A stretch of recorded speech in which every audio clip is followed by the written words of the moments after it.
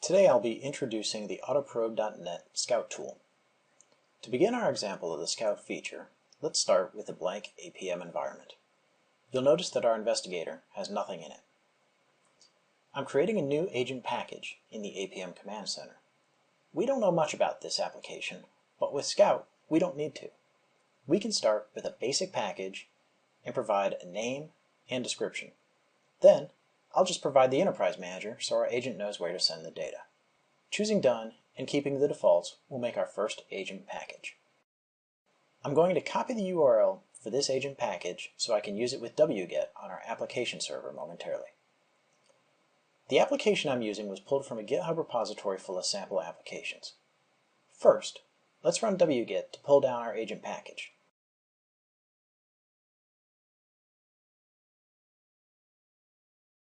Now, I'll extract the agent. Let me just clean up, and finally, let's start up the application.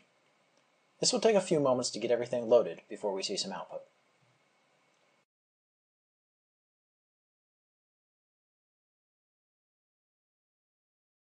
Now that the application is started, I'll run a transaction. First, I'll go to the browser and access the application's URL. Okay. So I got a successful result to my HTTP GET. It provided some JSON output. Now, let's return to WebView and find our agent. While we can see the agent is in the investigator, this represents one of the worst case scenarios for APM. Despite front-end and back-end detection, there are no front-ends or back-ends. Front-ends drive the creation of traces, so we know that there will be no traces. Traces drive the creation of map items in Team Center. To show how Scout is going to address our scenario, I return to the ACC. Once I select my agent, I'm going to generate a diagnostic report from the agent. This is requesting the agent send its logs and monitoring configuration back to the ACC. It's normally a pretty fast process, so let's wait it out. Let's see what we got. Now I don't need to download the entire report, just the Autoprobe log, which is the input for the Scout tool on Autoprobe.net. So I grab my log file. Now let's go to Scout and sign up for an account.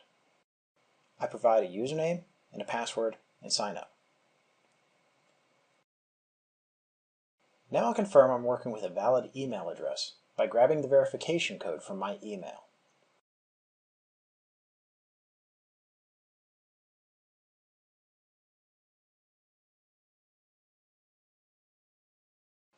After it verifies the code, I'm logged in where I can create a new project. The project is the framework for working with an Autoprobe log. I can now upload my log and finish creating the project. It usually takes a little over 30 seconds to get full results from the log. Scout is checking the log against an ever-growing collection of APM extensions curated from the generally available product, extensions created in the field, and those created by APM customers. From this log, it has identified some base product components that should be in my agent package, but it's also identified extensions such as Undertow and MongoDB that I'll download now.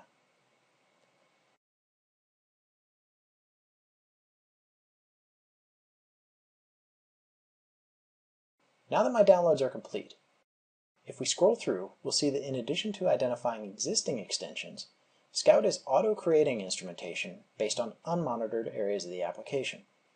This scouted instrumentation is for parts of the application not covered by the product or existing extensions. These are possible monitoring gaps, and the scouted instrumentation is intended as a starting point to filling those gaps through some simple toggles. In this video, I'm just going to focus on enabling matched features and extensions, but a separate video shows how to use the scouted instrumentation. Let's import our downloaded bundles into the ACC and update our package.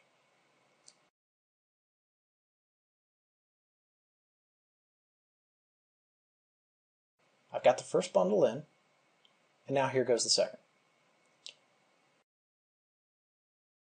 Now, I'll go back to my package, and I can choose to edit the package.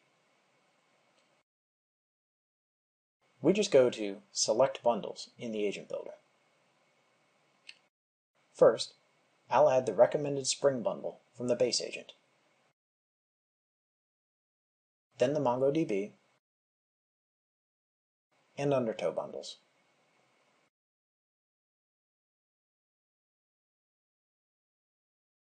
If I proceed to the configuration, you'll notice that the Undertow bundle has toggles. This is the same way the scouted instrumentation works.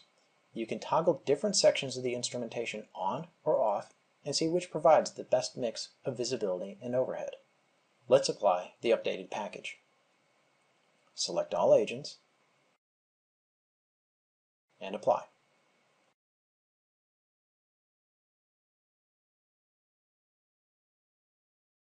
We can see that it's pushing these changes out.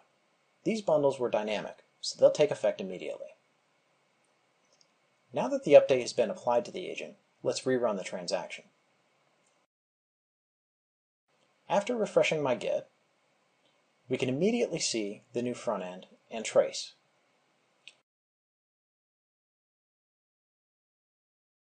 Inside the trace are the new Spring and Mongo components. We can also see the missing nodes in the investigator are present. And due to our trace, we now have items on our Team Center map. If I navigate to the map, we can see it rendered our 3 items. This showed how Scout identified what makes the best APM deployment package and how we maximize the value of APM as a result. Thank you, and please reach out for any comments or questions on the Scout tool.